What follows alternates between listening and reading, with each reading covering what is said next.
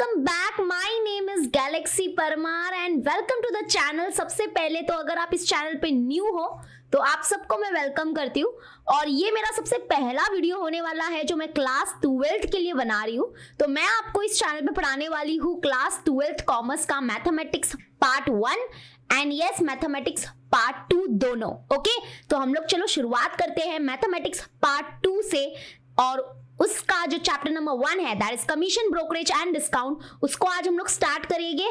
इस वीडियो में आपको बेसिक कॉन्सेप्ट मिलेंगे एंड एक्सरसाइज के रिलेटेड कुछ क्वेश्चंस भी हम सॉल्व करने वाले हैं। तो चलो आज हमारा लेक्चर नंबर 1 है एंड लेट्स सी कि आज हम लोग कितने अच्छे से ये पूरे लेक्चर को करते हैं। सबसे पहले आपको मैं चैप्टर वाइज वेटेज दे देती हूँ, ये सारे हमारे जो चैप्टर्स है उनका।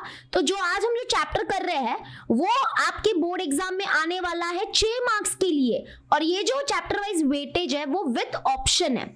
ऑप्शन के साथ जो आपका पूरा टोटल मैथ्स 2 का पेपर बनता है वो 58 मार्क्स का बनता है, उसमें से आपको 40 मार्क्स का अटेम्प्ट करना रहता है। ठीक है, मैथ्स 2 सेम मैथ्स 1 भी, मैथ्स 1 विद ऑप्शन 58 मार्क्स का होगा बट अटेम्प्ट कितना करना है आपको 40 मार्क्स का। तो 40 मार्क्स का मैथ्स 1, 40 मार्क्स का मैथ्स 2 रहेगा। ठीक है, तो चलो स्टार्ट करते हैं, लेकिन उससे पहले 2 बातें बतानी है, मैं जल्दी जल्दी बता देती हूँ। आपके लिए एक प्लेलिस्ट क्रिएट करके रखा है क्योंकि बहुत बच्चे ये बोल रहे थे कि मिस इस चैनल पे आप 9th standard, 8th standard, 10th standard को पढ़ाते हो, अब आप 12th स्टैंडर्ड को भी पढ़ा रहे हो, तो हम लोग को वीडियो ढूंढने में बहुत दिक्कत होगी। तो मैं क्या कर रही हूँ आपके लिए ना पर सब्जेक्ट का एक प्लेलिस्ट क्रिएट कर रही हूँ। जैसे कि मैथ्स 2 का सिर्फ आपको एक ही प्लेलिस्ट मिलेगा और इस प्लेलिस्ट में आपको हर सारे चैप्टर्स के वीडियोस मिलेंगे। ठीक है, तो प्लेलिस्ट का कुछ नाम ऐसे होगा क्लास 12th कॉमर्स मैथ्स 2, तो इसमें आपको सारे चैप्टर्स के वीडियोस मिल जाएंगे इस एक प्लेलिस्ट में। वैसे ही दूसरा प्लेलिस्ट क्रिएट करूंगी फॉर मैथ्स 1, तो मतलब 2 प्लेलिस्ट होगा बस, मैथ्स 1 के लिए और मैथ्स 2 के लिए। और बस आपको व्हाट्सएप चैनल के लिंक मैं प्रोवाइड कर रही हूँ डिस्क्रिप्शन में, जल्दी से जाके व्हाट्सएप चैनल डाउनलोड कर लो, सॉरी ज्वाइन कर लो, क्योंकि वहां पे मैं आपको इंपॉर्टेंट कुछ भी, मेरे पास कुछ भी प्रीवियस ईयर्स क्वेश्चन पेपर्स आते हैं या जो भी इंपॉर्टेंट डॉक्यूमेंट्स, इंपॉर्टेंट मटेरियल्स वगैरह हो गए, स्टडी मटेरियल्स, वो मैं आपको व्हाट्सएप चैनल पे प्रोवाइड करूंगी। ठीक है, तो चलो स्टार्ट करते हैं हम लोग आज का हमारा लेक्चर। तो ये जो हमारा चैप्टर है, चैप्टर का नाम है हमारा कमीशन ब्रोकरेज एंड डिस्काउंट। तो जो कमीशन एंड ब्रोकरेज वाला जो पार्ट है ना वो हमारे एक्सरसाइज 1.1 में है और जो डिस्काउंटिंग ऑफ बिल वाला जो पार्ट है ना वो हमारे एक्सरसाइज 1.2 में है। अब यहाँ पे ध्यान से सुनना, प्रैक्टिस सेट 1.1 में है ना डिस्काउंट करके भी कॉन्सेप्ट है बट डिस्काउंट अलग होता है, डिस्काउंटिंग ऑफ बिल अलग होता है। तो डिस्काउंटिंग ऑफ बिल वाला पार्ट हम लोग 1.2 में देखेंगे। ठीक है, अब चलो स्टार्ट करते हैं हम लोग आज का लेक्चर। तो हम लोग सबसे पहले करेंगे concept related to practice set 1.1, very important concept पे प्लीज आप ध्यान देना। आप सोचते हो कि कॉन्सेप्ट को स्किप करेंगे डायरेक्ट प्रैक्टिस सेट के सम सॉल्व करोगे तो आप पछताओगे, क्योंकि आपके जो मेजॉरिटी ऑफ क्वेश्चंस जो होते हैं वो ऑब्जेक्टिव बेस्ड होते हैं और ऑब्जेक्टिव तभी आप सॉल्व कर सकते हो जब आपका कॉन्सेप्ट क्लियर है। ठीक है, तो कॉन्सेप्ट का वीडियो तो जरूर देखना चाहिए हमको, भले ही वो आप 1.5x की स्पीड में देखो बट देखो जरूर। तो चलो अभी हम लोग है ना 3 टर्म सीखने वाले हैं। सबसे पहले हम देखेंगे कि प्रिंसिपल कौन होता है, सेकेंड हम लोग देखेंगे एजेंट कौन होता है एंड नंबर 3 हम लोग देखेंगे कमीशन क्या होता है। तो principal refers to an individual party और parties participating in a transaction. Transaction मतलब लेन देन। ठीक है, तो प्रिंसिपल वो पर्सन होता है जो लेन देन में इन्वॉल्व होता है। अब प्रिंसिपल एक इंसान भी हो सकता है या एक से ज्यादा इंसान भी हो सकते हैं। ठीक है, अब जैसे कि फॉर एग्जांपल से मैं बताती हूँ कि जैसे मान लो मुझे घर खरीदना है या फिर मान लो मुझे घर बेचना है, तो मैं कौन हूं, मैं प्रिंसिपल हूं। ठीक है, अब नाउ एजेंट कौन होता है, एजेंट इज अ पर्सन जो प्रिंसिपल के बिहाफ में काम करता है। जैसे मान लो कि मुझे रेंट में घर खरीदना है, ठीक है, अब मैं किसके पास जाऊंगी, ऑब्वियसली एजेंट के पास जाऊंगी ना, क्योंकि मुझे इतना नॉलेज नहीं है कहाँ पे रूम खाली है क्या है। तो प्रिंसिपल क्या करेगा, एजेंट के पास जाएगा और एजेंट जो है वो प्रिंसिपल की मदद करेगा रूम खरीदवाने में या बेचने में जो भी है। ठीक है, तो एजेंट इज अ पर्सन जो प्रिंसिपल के बिहाफ में काम करता है। अब देखो क्योंकि एजेंट ने प्रिंसिपल की मदद की तो एजेंट क्या कर रहा है, प्रिंसिपल को सर्विस प्रोवाइड कर रहा है, राइट। तो एजेंट क्या करेगा, एक फीस चार्ज करेगा और वो जो फीस चार्ज करता है that is known as commission.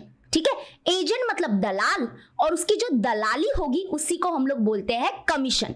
और जो कमीशन जो होता है ना एजेंट का वो फिक्स्ड होता है, हर एजेंट का कमीशन फिक्स्ड होता है और वो यूजुअली आपको परसेंटेज में मिलेगा। ठीक है, वो परसेंटेज में डिफाइन होता है। तो आपको जो कमीशन है ना वो परसेंटेज में ज्यादा देखने के लिए मिलेगी क्वेश्चंस में। ठीक है, क्लियर हो गया, principal, agent and commission. Okay, very good.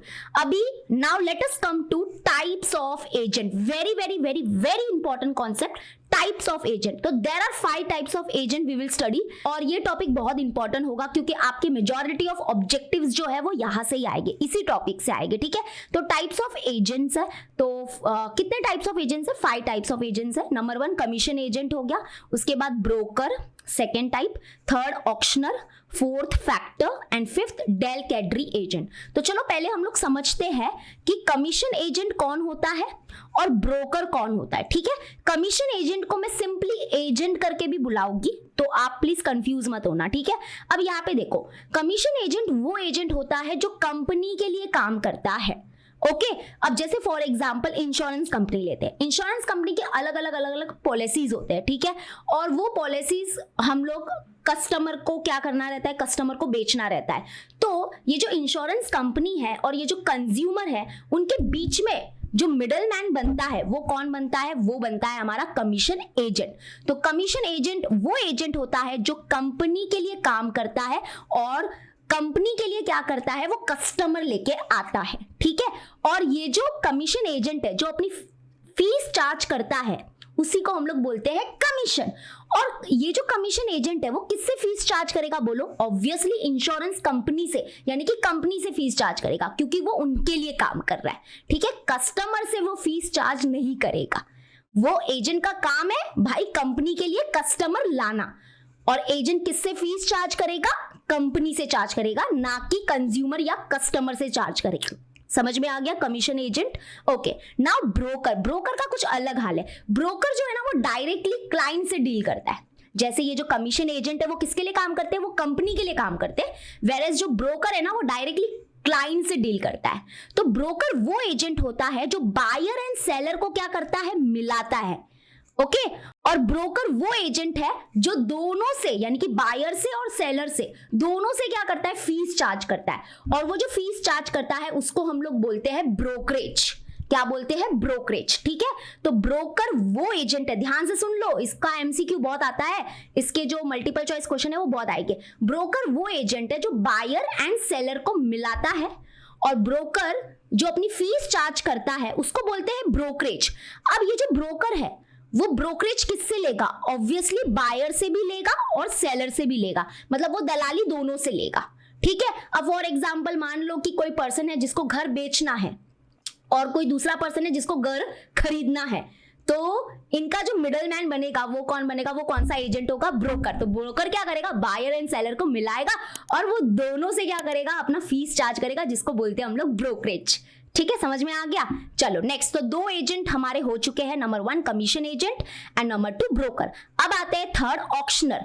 ये तो आप लोग को नाम से ही समझ में आ रहा होगा। ऑक्शनर मतलब क्या? जैसे बोलियां लगती है, आपको पता है घर की नीलामी होती है, पेंटिंग जो है पेंटिंग की भी बोलियां लगती है, आपको पता होगा। तो ये जो बोलियां जो लगाता है, जो पर्सन लगाता है, वो कौन होता है? वो ऑक्शनर होता है, ठीक है। तो an auctioneer is an agent who sell goods by the auction. He sell goods to the highest bidder, मतलब कि जो सबसे ज्यादा बोली लगाएगा उसको ही वो गुड मिलेगा। अब वो गुड्स कुछ भी हो सकता है, पेंटिंग हो सकता है, घर हो सकता है, कुछ भी हो सकता है, ठीक है।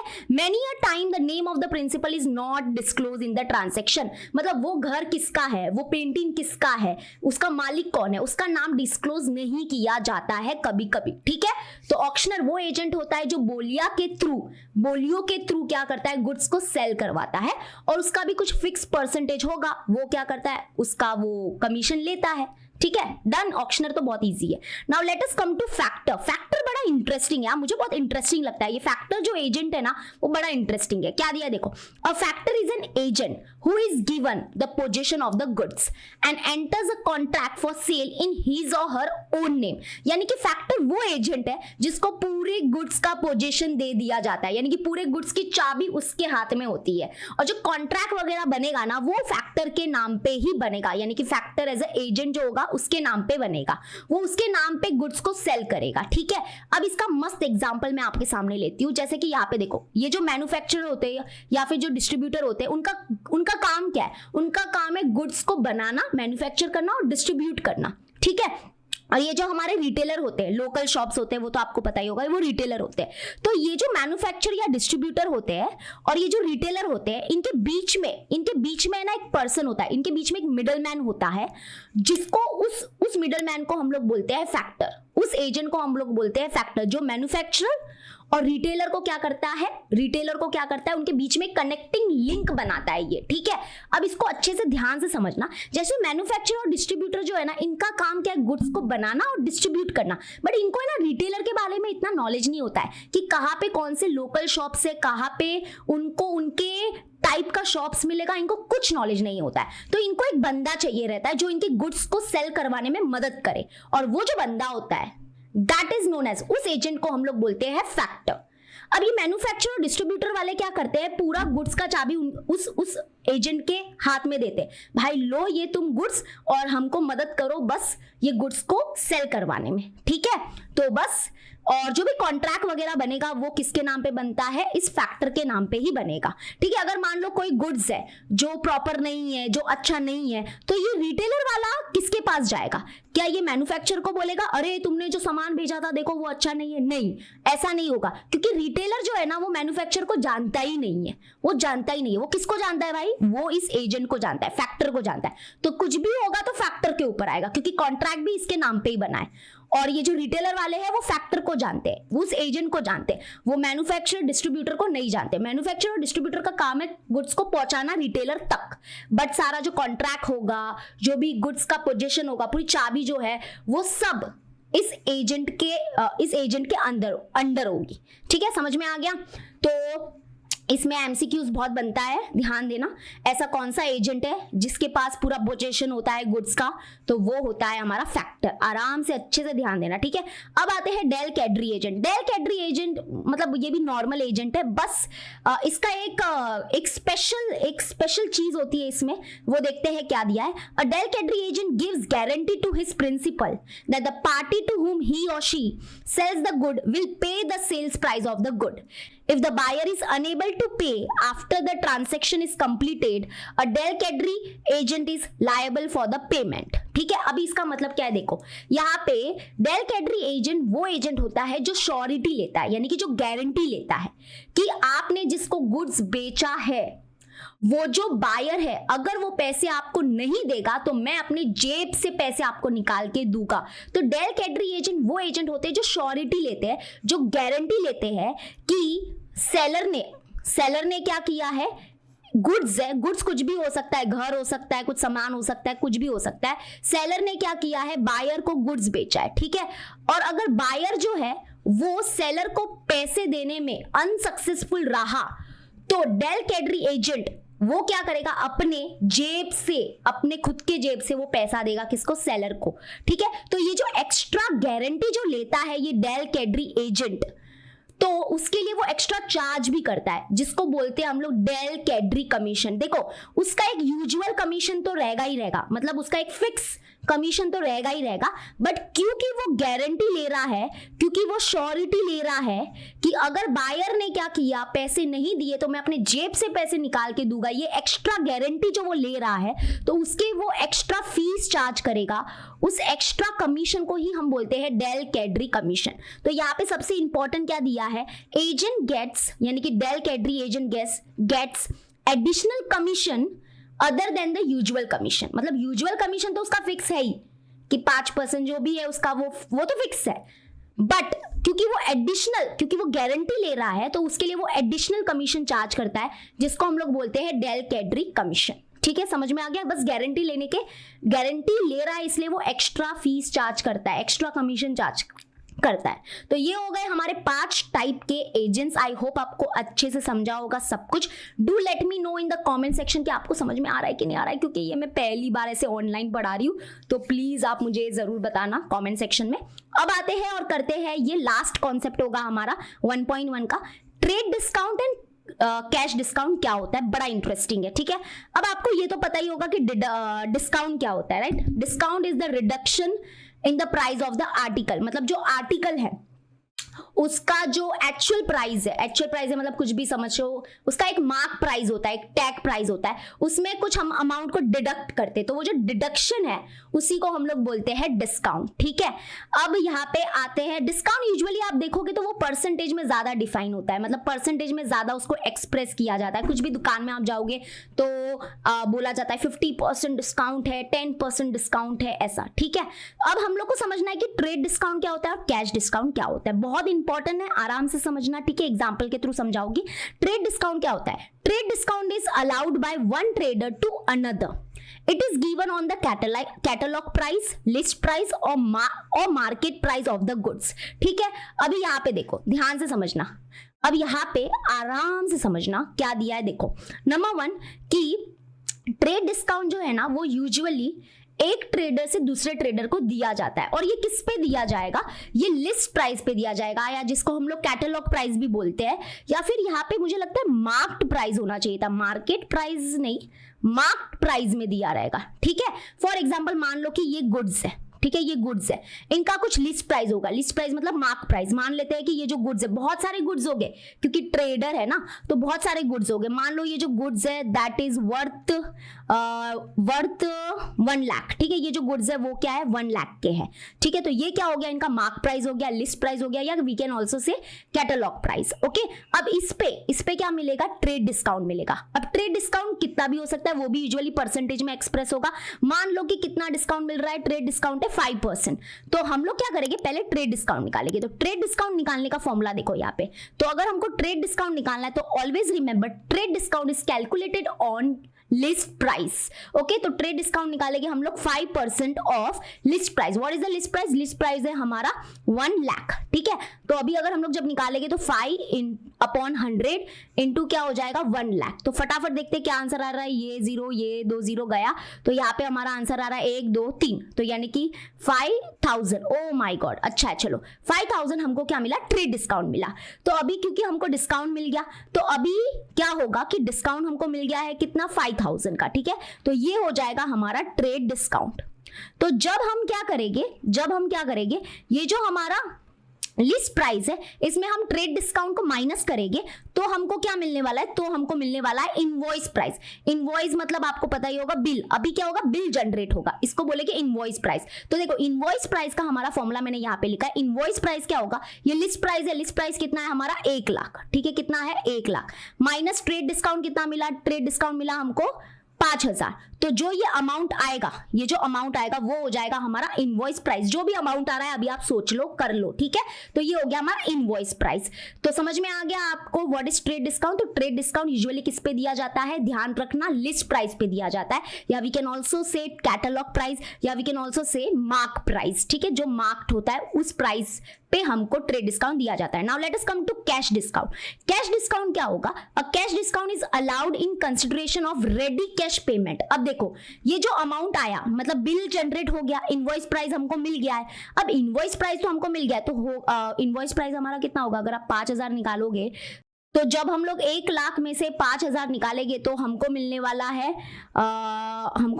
है 95,000। बरोबर, तो हमको क्या मिलने वाला है? 95,000 मिलने वाला है। अब है ना, जो ट्रेडर है जिसको ये सामान ये जो गुड्स है जिसको बेच रहे हैं, ठीक है, वो ट्रेडर क्या बोलता है? अरे मेरे पास तो कैश अवेलेबल है, मेरे पास 95,000 पूरा कैश अवेलेबल है, मैं कैश में पेमेंट करूंगा, तो मुझे और डिस्काउंट दो। तो उसी को हम लोग, वो जो डिस्काउंट मिलेगा उसको बोलते हैं कैश डिस्काउंट। ठीक है, तो कैश डिस्काउंट किस पे मिलने वाला है? इनवॉइस प्राइस में, क्योंकि इनवॉइस जनरेट हो गया था, उसके बाद उसने बोला अरे मैं आपको कैश देता हूं ना, मेरे पास कैश अवेलेबल है, तो कैश डिस्काउंट जो है वो इनवॉइस प्राइस में मिलेगा। और कैश डिस्काउंट कितना देगा? मान लो कि वो जो ट्रेडर है वो बोलेगा ठीक है चलो और 1% या 2% आप ले लो, चलो 1% आपको डिस्काउंट मिलेगा, और ज्यादा नहीं भाई 1% ही दे सकता हूं, और क्योंकि आप कैश दे रहे हो इसलिए मैं डिस्काउंट दे रहा हूं, वरना मैं वो भी नहीं देता। तो मान लो ठीक है 1%। तो अगर हम जब भी कैश डिस्काउंट निकालेंगे तो वो किस पे निकालना है हमको? इनवॉइस प्राइस पे। ठीक है, तो cash discount is equal to 1% of 95,000। तो यहाँ पे कैंसल कैंसल कैंसल कैंसल, तो कितना बना हमारा? 950 रुपीज। तो ये जो 950 रुपीज है ये हमारा हो जाएगा कैश डिस्काउंट। और उसके बाद क्या होगा? जो ये इनवॉइस प्राइस था हमारे पास, इनवॉइस प्राइस कितना था? 95,000। उसमें अभी हम क्या करेंगे? कैश डिस्काउंट करेंगे। ठीक है, उसमें हम लोग क्या करेंगे, कैश डिस्काउंट माइनस करेंगे, तो वो जो आंसर आएगा ना उसको हम लोग बोलेंगे नेट सेलिंग प्राइस। हाँ, अब ये फाइनली सेलिंग प्राइस है गुड्स का, तो नेट सेलिंग प्राइस जो होगा दैट इज इक्वल टू जो इनवॉइस हमारा जनरेट हुआ था उसमें माइनस क्या करेंगे, कैश डिस्काउंट माइनस करेंगे। तो इन दोनों को माइनस करने के बाद जो अमाउंट मिलता है उसको फाइनली बोलते हैं नेट सेलिंग प्राइस या सेलिंग प्राइस। अब इतने में गुड्स बिक जाएगा। ठीक है, तो यहां से आपको क्या सीखने मिला कि ट्रेड डिस्काउंट जो है वो लिस्ट प्राइस पे दिया जाता है और कैश डिस्काउंट जो है वो इनवॉइस प्राइस पे दिया जाता है। ओके, और जो बायर है यानी कि जो गुड्स खरीद रहा है उसको ये दोनों टाइप्स के डिस्काउंट मिल सकते हैं। ओके, क्लियर हो गया, समझ में आ गया। बड़ा इंटरेस्टिंग था, बड़ा इजी था ये, इसलिए यहाँ पे मैंने फॉर्मूला लिख के रखा है। इनवॉइस प्राइस यानी कि इनवॉइस प्राइस कैसे मिलेगा आपको, जो लिस्ट प्राइस है यानी कि जो कैटलॉग प्राइस है उसमें आप ट्रेड डिस्काउंट माइनस करोगे, और ट्रेड डिस्काउंट जो है वो किस पे मिलेगा, जल्दी से बताओ कॉमेंट सेक्शन में। Yes, very good, list price पे मिलेगा। ठीक है, उसके बाद रेडी कैश पेमेंट है, तो इसका मतलब सेलिंग प्राइस या net selling price is equal to जो इनवॉइस जनरेट हुआ था इनवॉइस प्राइस माइनस उसमें कैश डिस्काउंट होगा। और कैश डिस्काउंट निकालने के लिए आप किससे निकालोगे, यस, कैश डिस्काउंट निकालना है तो आपको इनवॉइस प्राइस से हम लोग कैश डिस्काउंट निकालेंगे। ठीक है, उसके बाद ये तो बड़ा इजी है, प्रॉफिट और लॉस। प्रॉफिट क्या होता है कि जब आपका सेलिंग प्राइस क्या होता है, ग्रेटर होता है कॉस्ट प्राइस से, इसका मतलब आपको प्रॉफिट हुआ है और दोनों का जो डिफरेंस होगा वो हमारा उतना प्रॉफिट होगा। लॉस कब होता है, जब हमारा कॉस्ट प्राइस ज्यादा है सेलिंग प्राइस से तब लॉस हुआ है और इन दोनों के बीच का जो डिफरेंस होगा, डिफरेंस मतलब माइनस, ठीक है, तो वो हमारा लॉस हो जाएगा। तो बस यही थे हमारे टर्म्स, यानी कि यही था हमारा बेसिक कॉन्सेप्ट। तो आई होप आपको समझ में आया होगा कि हमने क्या क्या किया है। अभी मैं आपको फटाक से है ना, एकदम फटाक से हम लोग क्या करते हैं, 2 मिनट में हम लोग क्या करेंगे, फटाफट ऑब्जेक्टिव देखते हैं, क्योंकि ऑब्जेक्टिव समझ में आ रहा है कि नहीं आ रहा है वो बहुत इंटरेस्टिंग होगा। अगर ऑब्जेक्टिव समझ में आ गया तो मतलब आपकी लाइफ सेट है, आप कोई टेंशन नहीं लेना है। ठीक है, रेडी फॉर द ऑब्जेक्टिव, फटाफट करते हैं। अभी मेरे साथ जवाब देना, ठीक है, और हम लोग ऐसे ही करेंगे, जब भी कॉन्सेप्ट करेंगे ना तो उसके ऑब्जेक्टिव पे जरूर जाएंगे ताकि हमको पता चले। An agent who gives guarantee to the principal, तो वो क्या होता है, वो कौन सा एजेंट होता है बताओ, जो गारंटी देता है अपने प्रिंसिपल को कि अरे उसने पैसे नहीं दिए तो मैं अपने जेब से पैसे निकाल के दूंगा, वो कौन होता है, yes, very good, del credere agent. ठीक है, समझ में आ गया first one. Second one, an agent who is given the position of the good to be sold is known as factor, very good, जिसको पूरा गुड्स का पोजीशन दे दिया जाता है, पूरी गुड्स की चाबी उसके हाथ में होती है, भाई जा तू बेच गुड्स को, तो वो कौन सा एजेंट होता है, फैक्टर होता है। Very good. थर्ड वाला हम नहीं कर पाएंगे बच्चा, क्योंकि ये 1.2 के रिलेटेड है, ये भी 1.2 के रिलेटेड है, ये भी 1.2 के रिलेटेड है। ठीक है, चलो कोई बात नहीं, और देखते हैं हम लोग आगे, ये भी नहीं होगा। अच्छा हाँ, ये हो जाएगा। Okay, the mark price is also known as, बताओ क्या होता है मार्क प्राइस को हम लोग और क्या बोलते हैं, लिस्ट प्राइस बोलते हैं। क्या बोलते हैं, लिस्ट प्राइस, टैग प्राइस भी बोलते हैं, कैटलॉग प्राइस भी बोलते हैं। ठीक है, अब आते हैं 9th one, when only one discount is given, सिर्फ एक ही डिस्काउंट मिलेगा, मतलब कि वो कौन सा डिस्काउंट होगा, ट्रेड डिस्काउंट होगा। कैश डिस्काउंट तब भी मिलता है जब आपके पास रेडी कैश अवेलेबल है, तो अगर एक ही डिस्काउंट मिलेगा तो इसका मतलब क्या होगा कि जो हमारा इनवॉइस प्राइस है वही हमारा सेलिंग प्राइस होगा, राइट।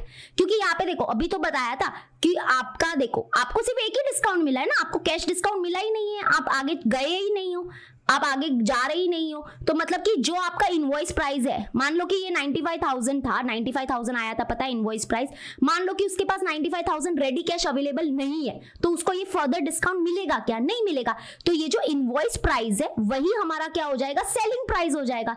इतने में ही वो गुड्स लेके जाएगा, क्योंकि फर्दर उसको डिस्काउंट मिल ही नहीं रहा है, एक ही डिस्काउंट मिला उसको, इसलिए B is the correct option. ठीक है, अब 10th वन आते हैं, 10th वन नहीं कर पाएंगे, फेस वैल्यू अभी तक हुआ नहीं है। नाउ ये, हाँ ये वाला सेकंड वाला बताओ, and dash is an agent who sells the good by auction, तो वो होता है ऑक्शनर। प्लीज ऑक्शनर का स्पेलिंग आप लोग एक बार 2 बार लर्न कर लेना, ठीक है। तो ऑक्शनर, मैंने भी स्पेलिंग राइट लिखा है कि नहीं लिखा है देख लो। उसके बाद आते हैं trade discount is allow on dash price, trade discount किसके ऊपर मिलता है आपको, लिस्ट प्राइस के ऊपर मिलता है। ओके, ये वाला भी नहीं होगा, ये वाला भी नहीं होगा, क्योंकि ये सब हमारे नेक्स्ट प्रैक्टिस सेट के। हाँ, a dash is an agent who bring together buyer and seller, yes, broker होता है ना, वो बायर सेलर को मिलाता है और वो दोनों तरफ से अपना कमीशन चार्ज करता है, उस कमीशन को ब्रोकरेज बोलते हैं। ठीक है, if buyer is allow both trade and cash discount, dash discount is first calculated on dash price, मतलब अगर एक बायर है उसको दोनों टाइप का डिस्काउंट मिला है, ट्रेड डिस्काउंट भी मिला है और कैश डिस्काउंट भी मिला है, तो dash discount is first calculated on dash price, इसका मतलब कौन सा डिस्काउंट है जो फर्स्ट कैलकुलेट होगा और वो किस पे कैलकुलेट होता है, तो यानी कि यहाँ पे आएगा trade discount is calculated on list price, मतलब ट्रेड डिस्काउंट सबसे पहले कैलकुलेट होगा और वो किसके ऊपर होगा, लिस्ट प्राइस के ऊपर होगा, ठीक है। तो dash is equal to catalogue price minus trade discount, तो ये होता है हमारा invoice price. Invoice price formula अभी लर्न हो गया होगा I think, invoice price is equal to list price minus trade discount, ठीक है। अब आते हैं नेक्स्ट, ट्रू और फॉल्स बता दो। Broker is an agent who gives the guarantee to the seller, ना ना ना ना ना, गारंटी तो हमारा डेल कैटरी एजेंट देता है, ये तो फॉल्स हो गया, this is false, okay. Cash discount is allowed on the list price, no, cash discount is allowed on the invoice price, list price के ऊपर तो ट्रेड डिस्काउंट मिलता है, तो ये भी फॉल्स हो गया। तो trade discount is allowed on the catalogue price, yes yes yes true, list price catalogue price सब एक ही बात है, ठीक है। ये वाला नहीं होगा, ये वाला नहीं होगा, ये वाला भी नहीं होगा, ये वाला भी नहीं होगा, हाँ अब ये वाला कर सकते हैं हम लोग, ये 9 और 10। In general cash discount is more than the trade discount, नहीं ऐसा नहीं होता, ये फॉल्स होगा। कैश डिस्काउंट लास्ट में दिया जाता है, वो भी क्यों दे रहे हैं, क्योंकि आपके पास रेडी कैश अवेलेबल है, इसलिए छोटा डिस्काउंट होता है वो। तो कैश डिस्काउंट जो है ना, हमेशा याद रखना, कैश डिस्काउंट जो है ना वो छोटा होता है, स्मॉलर देन ट्रेड डिस्काउंट, ठीक है। ट्रेड डिस्काउंट बड़ा होगा, वो ज्यादा होगा, और कैश डिस्काउंट छोटा होगा, तो ये फॉल्स हो गया। Cash discount is more than the trade discount, no never. 10th one क्या दिया है, a person can get both trade discount and cash discount, yes दोनों मिल सकता है, क्यों नहीं मिल सकता है, अगर उसके पास रेडी कैश अवेलेबल है तो मिल जाएगा, दोनों मिल जाएगी, कोई बात नहीं, ठीक है। तो आई होप आपको ऑब्जेक्टिव समझ में आ गया होगा कि कितनी अहमियत होती है ये कॉन्सेप्ट की, आई होप आपको समझ में आ गया होगा। चलो अभी थोड़ा करते हैं, 2 क्वेश्चंस तो एटलीस्ट कर ही सकते हैं। तो क्या दिया है देखो, आ जाते हैं प्रैक्टिस सेट एक्सरसाइज 1.1 में, बहुत इजी प्रैक्टिस सेट है, यानी कि बहुत इजी एक्सरसाइज है। क्या दिया, आपको क्वेश्चन को 2-3 बार रीड करना है, ठीक है। An agent charges 12% commission on the sale. What does he earn if the total sale amounts to rupees 48,000? What does the seller get? मतलब एक एजेंट क्या करता है, एक एजेंट जो है ना उसका जो रेट ऑफ कमीशन है वो कितना है, 12% है, मतलब जितना भी वो सेल करवाएगा उसका वो 12% खुद रखेगा अपने पास, ठीक है। तो हमको क्या फाइंड करना है कि जो एजेंट है उसको वो कितना अर्न कर रहा है, अगर उसने कितना सेलिंग कराया है, 48,000 का उसने टोटल सेल करवाया है, तो वो कितना अर्न करेगा। एंड दूसरी बात हमको और क्या फाइंड करना है कि सेलर को कितना मिलेगा, क्योंकि सेलर के जेब से भाई कमीशन जाने वाला है, तो उसको कितना मिलने वाला है, 48,000 उसको पूरा तो नहीं मिलेगा, इसमें से कुछ कमीशन चला जाएगा, तो उसके जेब में, सेलर के जेब में कितना बचेगा वो फाइंड करना है, ठीक है। तो देखो टोटल सेल जो करवाया है एजेंट ने वो 48,000 का कराया है, रेट ऑफ कमीशन जो है एजेंट का वो 12% है, तो अभी हम लोग फाइंड करेंगे एजेंट्स कमीशन, ठीक है। अब हम लोग फाइंड करेंगे एजेंट्स कमीशन, तो कमीशन जो है वो क्या हो जाएगा, that is equal to 12% of 48,000, जो भी टोटल सेल हो रहा है उसका 12% वो ले लेगा, तो कितना होता है 12% ऑफ 48,000, तो 12/100 इंटू 48,000, तो कितना आ रहा है, 20 गया, और यहाँ से आपने 1 0 पकड़ा, एंड 12 इंटू 48 करेंगे, 12 इंटू 48, 8 2 16, 8 1 8 9 0, 4 2 8 एंड 4 1 4, ठीक है। तो यहाँ पे हो गया 6, यहाँ पे हो गया ये 17 और ये हो गया 5, यानी कि 5,760 rupees is the agent's commission, ठीक है।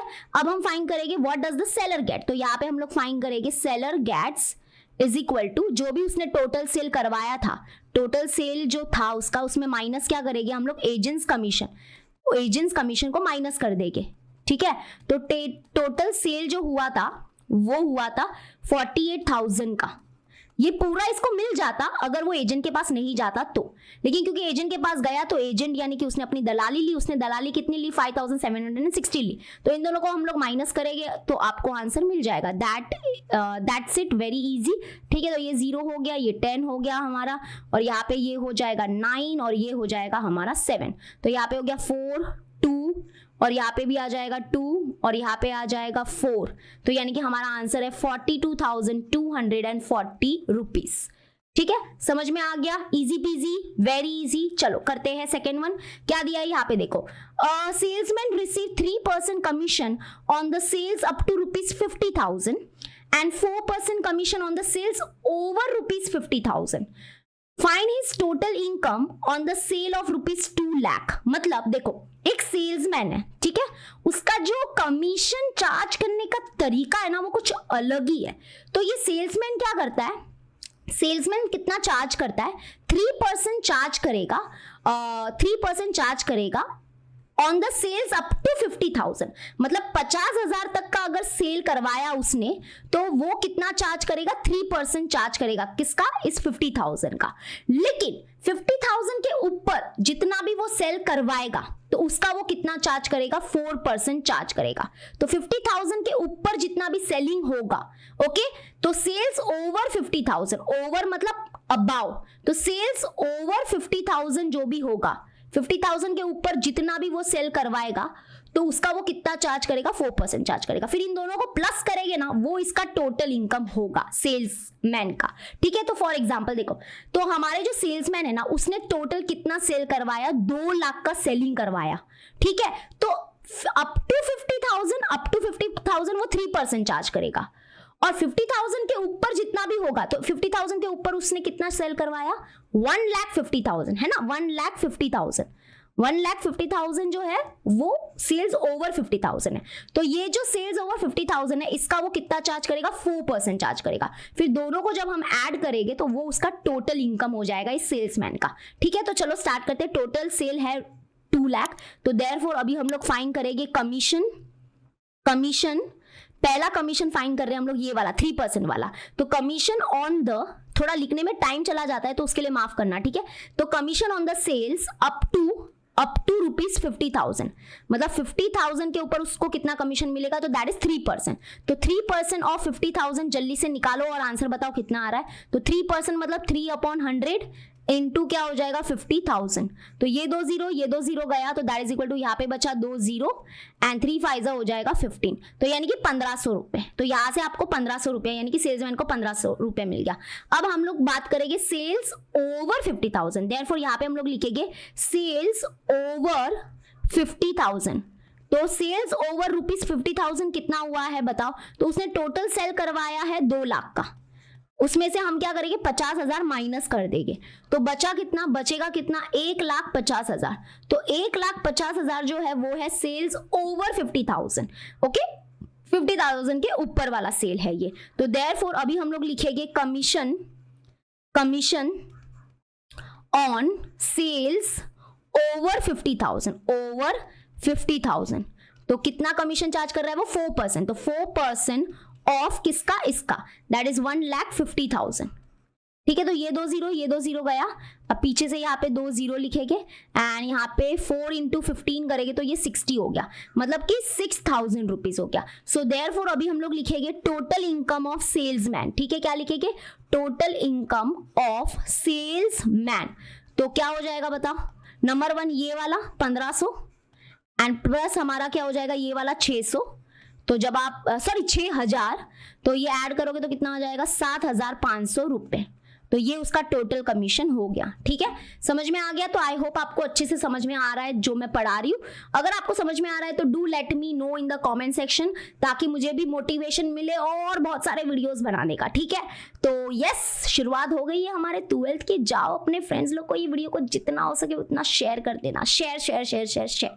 ओके, मिलते हैं अपने नेक्स्ट वीडियो में। एंड यस, 2 चीजें करनी है आपको। नंबर 1, व्हाट्सएप चैनल को ज्वाइन करना है। नंबर 2, प्लेलिस्ट आपको मैंने जो बताई है ना, उस हिसाब से आप क्या कर सकते हो, वीडियो को सर्च कर सकते हो, ठीक है। तो चलो मिलते हैं नेक्स्ट वीडियो में। Bye and take care.